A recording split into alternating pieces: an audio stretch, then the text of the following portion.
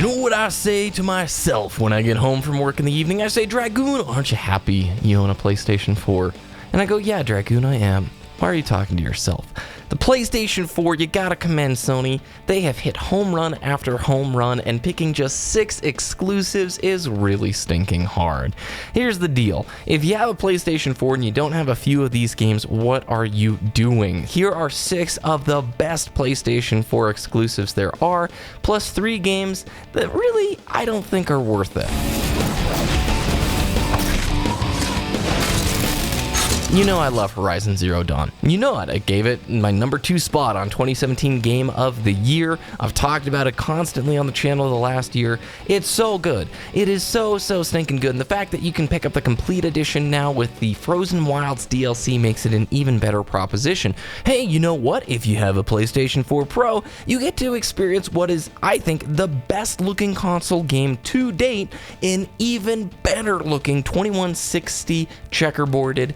Oh man, it's lovely. I mean, it's not true 4K, but doggone it, it looks phenomenal. This is such a good game with an awesome story, so much content within, a great premise, and I promise you, you will not predict where the narrative will go. I still see a lot of comparisons between Breath of the Wild and this. This is the PlayStation's Breath of the Wild, and in many ways, I like certain elements of Horizon better than that of Breath of the Wild. If you have not played Horizon, please, I plead with you, pick this game up. You can even get it used at certain retailers for a little bit less expensive. The value that's jammed packed into this title is phenomenal. It is an open world game that I promise you will not let you down. How many of you are Souls fans? I know a lot of you guys like Dark Souls, but if you own a PlayStation 4 and you haven't tried Bloodborne just yet, you are missing out on a very creative, different direction from Miyazaki and the team at FromSoft. Hey, me personally, I prefer Souls games. Sort of the dark nature of Bloodborne doesn't really fit my style, but that doesn't mean I don't respect the heck out of this game. This was a really awesome opportunity. FromSoft took that opportunity, got creative, changed things up, delivered a Souls-like experience, but really turned the equation on its head. And doggone it, if you haven't played it, you are missing out on a huge benefit to owning a PlayStation 4. Bloodborne gives me so much hope and confidence for the next project that we will see from FromSoft and Miyazaki. If you haven't had the chance to try Bloodborne out yet, the price tag's been reduced. It's been out long enough that it's really one of those games that you don't have an excuse for not trying just yet. Be warned, it is challenging. It will push you to your limits, but just like the Souls games, anyone is capable of beating Bloodborne so long as you're patient, you're tenacious, and you're willing to persevere.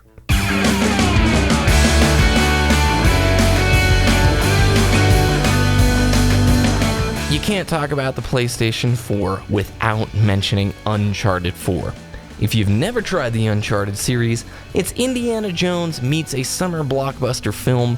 These games are some of the most well-polished, high-production value titles out there, and Uncharted 4 does not disappoint, especially in the visuals department. It really challenges Horizon for that best-looking console game top spot. The characters are amazing, the voice acting is top-notch, and you get to see the conclusion of the Nathan Drake saga in an explosive and fantastic way. Me personally, Uncharted 2 is still the favorite within the series, but Uncharted 4 is just a fantastic title. It is one of those things that you probably won't pull out too many playthroughs from, so don't see this as the ultimate replayability title, but if you are looking for just a really great, incredibly high production value, summer blockbuster film style adventure, Uncharted 4 will suit that box. I love the direction that they took this franchise. There's never been an Uncharted game that has disappointed me, and again, you're seeing discounts. If you get this thing pre-owned, it's not too expensive. Definitely a game to add to your PlayStation 4 collection. Persona! Persona 5 is freaking awesome. You need 100 hours of a high-quality JRPG with some of the best music and visuals ever? Boom, Atlus has you covered. I love Persona 5. I really, really do. The characters are very well developed. You grow attached to them quite a bit. The art style, unique. No other game looks like Persona. It is like playing through a beautiful hand-drawn comic book, and the combat is superb turn-based action that showcases turn-based can still exist in a successful way. And the music is 11 out of 10. So stinking good. If you've ever had any urge to play a Persona game, do it. Persona 5 is where to start. It will beckon new players in and slowly but surely teach you all of its systems through its multi-day, week, month, and ultimately longer time frames within the title. It can be a little bit weird, okay? Definitely if you're not used to JRPGs, this might have a little bit of shell shock in store for you, but I love this game. It does not get better than this when it comes to high production value JRPGs. It's a long game that gives you so much value, so much bang for your buck. Looking at 100 hours just to complete the basic story, excluding all the side quest content that you have access to. Try Persona 5 out if you are an RPG fan. It's a must own. Our first not so worth it game to mix things up here. Unfortunately, I have to give this one to the Order 1886. You guys may have remembered how hyped up this game was. One of the best looking titles ever. It's so darn pretty. And then you realize it's just one really generic QuickTime sequence after another. Even at the price tag of $20, it's hard to recommend the Order 1886. And I feel bad because, yeah, you guys had so much riding on this. The atmosphere of this world was built up in such an incredible way, but honestly, the pacing is so horrible. It is overloaded with QuickTime sequences, and it just emphasizes way too much on the short cinematic values and really hides away the gameplay. I'm all okay with really great cinematic games, but you have to deliver on the gameplay side of it. It can't just be one big QuickTime sequence, and unfortunately, the Order 1886 still does not impress in 2018. Buy it at your own risk. I know you can get it a heck of a lot cheaper now, but it's not worth it. But you know what is worth it? The Last of Us Remastered. What do I need to say about The Last of Us? Honestly, by now you know. It's unreal. It's so good. If you've not played it yet, put everything aside in your gaming library, hop on Amazon, GameStop, whatever your retailer is, pick it up, play it, beat the thing, and then come on back to me and join the community of those who have played it, because doggone it, it is amazing. It is simply a superb game. Some of the best character development in gaming history. The voice acting, unreal. The gameplay itself, very fun. And the narrative has power. I don't know if there's ever been another game that I've played where you get so darn attached to the characters, where you believe this world so deeply. You know, we have The Last of Us Episode 2, Part 2, whatever, in the works. So get this one under your belt before that time arrives. The PlayStation 4 remaster gives a slight edge to the visuals, and it still looks like a game that is built from the ground up for the PlayStation 4 for the most part. You won't be disappointed. A penny is not wasted on The Last of Us Remastered. However, pennies are wasted when you purchase Knack. I wanted Knack to work. I really did. It's a really cute looking character. It's a cool icon for the Sony brand, and yet it really was scripted. It didn't have a great story, and it was super repetitive. I'm sorry, Knack. I wanted you to work. You are one of those Crash Bandicoot style characters where you're like, oh man, we're all gonna flock around this guy. He's going to be our mascot, our icon. And it just didn't play out.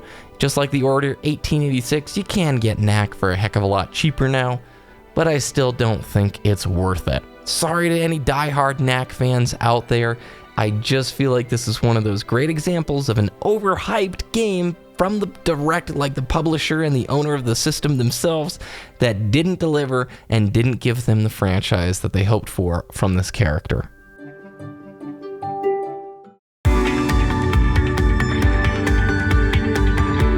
If you own a PlayStation 4, you need to play Nier Automata. I loved Nier. Loved this game. Top game in 2017. It was my game of the year. Tons of replayability off the bat. A story that is wacky, wild, but most importantly, it just mixes a bunch of different gameplay styles into one. Yes, you've got bullet hell sequences, you've got third-person action, you've got some RPG-light elements thrown in there, and ultimately Platinum Games, who develop some of the most cohesive stylistic action titles of all time, who bring it together in this perfect way, and sprinkle on top a little Yoko Taro, the auteur himself, who brings this ridiculously crazy story full of existential philosophy, and it makes a combination of a game that just, you're not going to play anything like it. It's super duper good. The music on top of it just makes this a complete experience.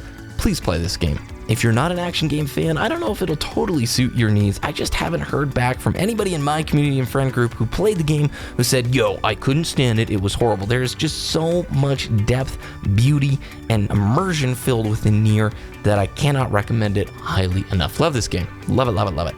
And the final not worth it game hurts me to say this because I actually think it's a really good game. I just think the price needs to change. And that's Journey. Hear me out. Journey is a really cool game. It's a short game. And it also came out in 2012. The PlayStation 4 version is going to run you $15. I don't think it's worth $15. I had an incredible experience in Journey. I think they gave it away for free for PSN Plus members a few months back, like maybe the middle of last year. And on my playthrough, I met up with this guy. We stuck together the whole adventure. We became PSN friends afterwards. We're messaging each other. It's like, this is so amazing. And it is really cool. But it's not worth $15 for a game that released 6 years ago. That's a very short title. Knock this thing down to $10 or $5 and it's a must buy, but at $15, I cannot with good heart tell you guys to go out and buy it right now. It's good, it's pretty, it's unique, but $15 for a 6-year-old game that's been ported over to the PlayStation 4. Nah, drop that price tag, guys. Come on, more and more people need to experience this, but not at the $15 mark. So there you have it, 6 games you need to try if you have a PlayStation 4. There's way more awesome games to the system, I know that, but do you know that? And if you do, let me know about it down in the comments below. I want to thank you guys very much for watching. If you enjoyed the video, thumbs it up. If you hated my picks, you can thumbs that video down. I don't mind. Subscribe to the channel if you want to see more. Hit the alarm bell to know when I'm uploading new videos, because YouTube subscriptions don't always work that well. Follow me, all that other stuff, and hope you guys have a really great day, and I'll talk with you next time.